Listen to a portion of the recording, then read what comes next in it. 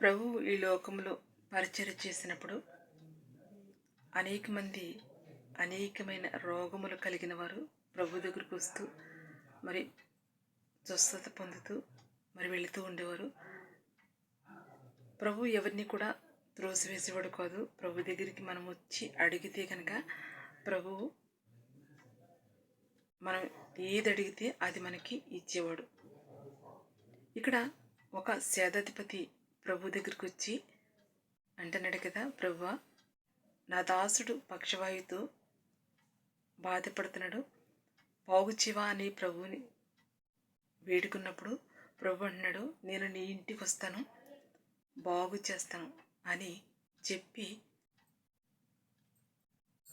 అప్పుడు ఆ సేనాధిపతి అంటున్నాడు కదా, ప్రభువా, నీవు నా ఇంటికి వచ్చేటకు నేను అర్హుడును కాను, నీవు ఒక మాట మాత్రము సెలవియ్యి అని చెప్పి మరొక మాట కూడా మాట్లాడుతున్నాడు. నేను కూడా అధికారంలో ఉన్నవాడిని, నా కింద చాలామంది పనివారు ఉన్నారు.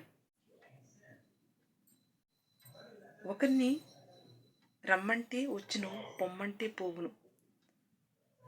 నా కింద పని చేసేవారికి ఈ పని అప్పగిస్తే ఆ పని చేయును అని ప్రభుతో చెప్తూ ఉన్నాడు. అప్పుడు ప్రభు అంటున్నాడు కదా, ప్రభు ఆ మాటలు విని ఆశ్చర్యపడి అంటున్నాడు, ప్రభు, నీలాంటి విశ్వాసం కలిగిన వాడిని ఇజ్రాయేలులో ఒక్కడిని కూడా నేను చూడలేదని నీతో నిశ్చయముగా నేను చెప్పుచున్నాను అని ప్రభు అంటున్నాడు కదా. నేను పరలోకమందును భూమి యందును సర్వాధికారములు కలిగిన వాడిని.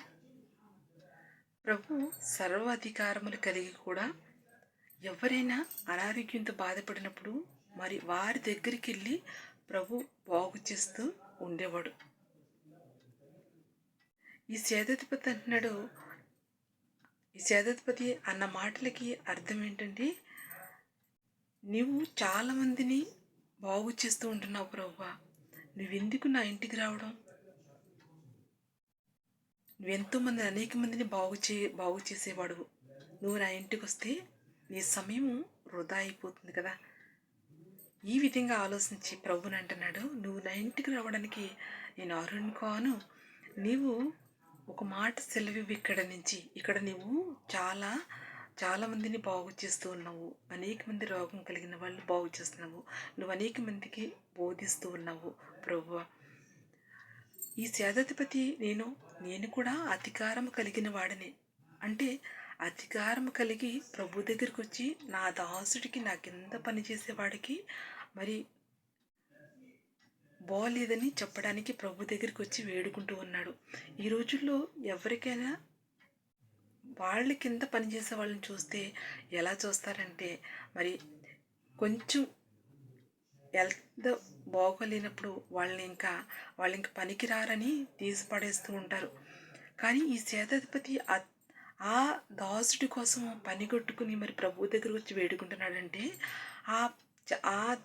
ఆ దాసుడు మరి తన సమయం అంతా కూడా మరి ఆ సేనాధిపతికి మరి ఎంతో ఉపకారంగా ఎంతో మేలు చేస్తూ మరి నమ్మకంగా పనిచేస్తూ ఉండేవాడేమో.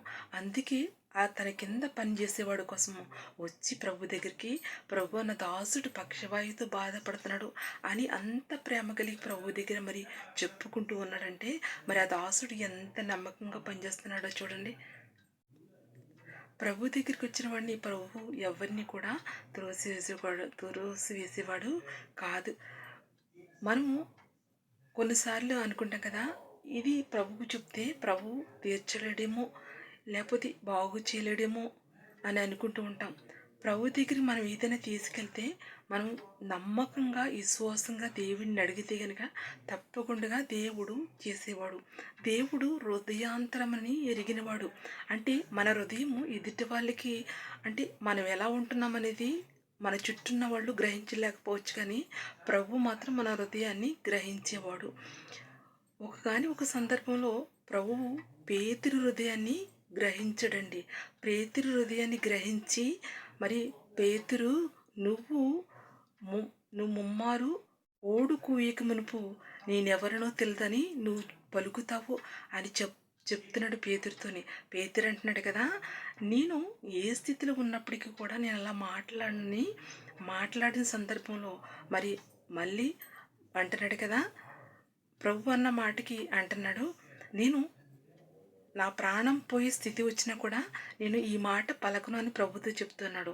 చెప్పినప్పటికీ కూడా మరి ప్రభుని ఒకానొక సందర్భంలో మరి నీవెవరు, ప్రభు ఎవరో నాకు తెలియదు మరి అని చెప్తూ ఉన్నాడు.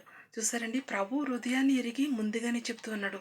పేతురు, నువ్వు కోడుకు ఈక మునిపే నేనెవరో ఎరగనని నువ్వు ముమ్మారు చెప్తావు అని చెప్తున్నాడు. దేవుడు హృదయాంతం ఎరిగినవాడు. మన చుట్టూన్న వాళ్ళకి మన హృదయము ఎలా ఉందో తెలియకపోవచ్చు, కానీ ప్రభు హృదయం ఎరిగినవాడు. ప్రభుకి సమస్తము కూడా తెలుసు. మనం ప్రభుని ఆశ్రయిస్తే ప్రభు తప్పకుండా సహాయం చేస్తాడు. God bless you. మా అన్ని కోసం ప్రార్థన చేసిన మీ అందరికీ కూడా నా హృదయపూర్వకంగా వందనాలండి. God bless you all.